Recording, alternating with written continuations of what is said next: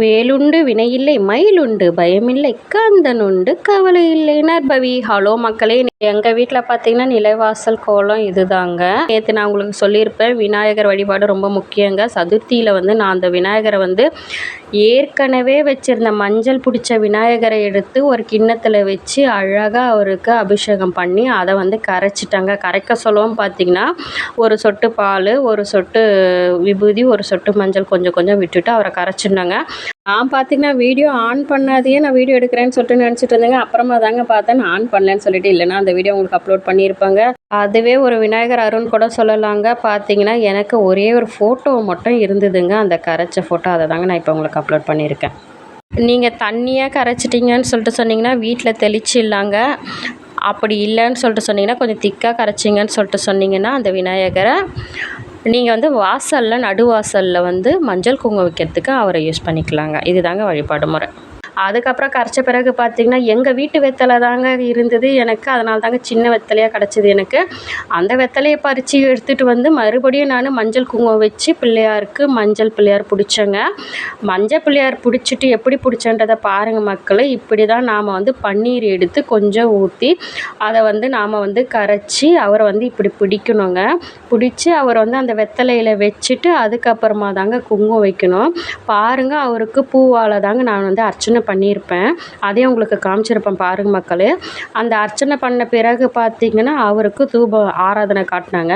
அந்த தூப ஆராதனை காட்டின பிறகு தான் நான் அந்த ஐயன் இடத்துல வச்சுருப்பேன். இந்த மாதிரி தாங்க நம்ம வழிபாடுகளை மேற்கொள்ளணும். அதுக்கப்புறம் பார்த்திங்கன்னா விநாயகர் அகவல் படிச்சிருப்பேங்க. நேற்று நான் சொன்னேன், இன்றைக்கி விநாயகர் அகவல் என்ன சொல்கிறேன்றதை கேளுங்க மக்களே.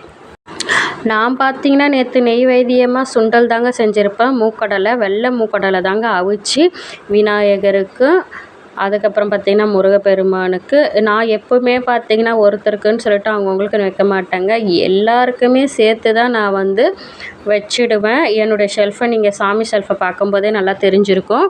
ஒவ்வொரு ஷெல்ஃப்லேயும் ஒவ்வொரு நெய்வேத்தியம் அப்படியே வச்சுருவாங்க. அதுதாங்க எனக்கு பழக்கம். பார்த்திங்கன்னா அதே மாதிரி நெய்வேத்தியம் அவருக்கு சுண்டல் வச்சு படைச்சிட்டாங்க. சீர்கொண்ட கரிமுக முமைந்து கையும் சிறந்தவா பரணமுடன் ஒற்றை கொம்பும் ஏற்கொண்ட விமலர் கடங்களியை தீர்த்து எழில்கு கற்கு முன் பிறந்து அமரர் மெச்ச போர்கொண்ட பிரணவமாய் பிரணவத்துள் பெருமை சிவலிங்கமென வந்த மூலம் கார்கொண்ட பிண்டமெங்கும் தானாய் காத்திடும் கணபதியை வணங்குவோமே வணங்குவோமே வணங்குவோமே. இப்படி சொல்லி தாங்க விநாயகர் அகவல் ஸ்டார்ட் பண்ணிவிட்டு அதுக்கப்புறமா தாங்க நான் கந்த சஷ்டி ஸ்டார்ட் பண்ணேன். இன்றைக்கி நாம் எப்போவும் சொல்கிற வேல்மாறல் படிக்கலாங்க. இப்போ அந்த லைன் சொல்கிறேன் கேளுங்க. ஸ்டார்டிங்கு: திருத்தணியில் உதித்தருளும் ஒருத்தன் மலை விருத்தன் என உள்ளத்தில் உரை கருத்தன் மயில் நடத்து குகன்வேலே. இதுக்கப்புறம் அடுத்த லைன் பார்க்கலாம், அடுத்த பேரை பார்க்கலாம் மக்களே.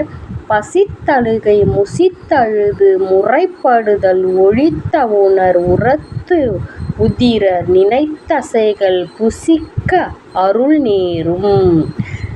அதனுடைய தெளிவுரை சொல்கிறேன் கேளுங்க மக்களே. பேய்கள் பசியினால் துன்பமுற்று அங்கங்களை விசைத்தும் விதிர்த்தும் புலம்பியும் அழுவதை தவிர்த்து அவைகளுக்கு அசுரர்களின் இரத்தத்தையும் சதைகளையும் உணவாக அளிக்கும் வேலே. இப்படி தாங்க சொல்லப்படுது இந்த தெளிவுரை.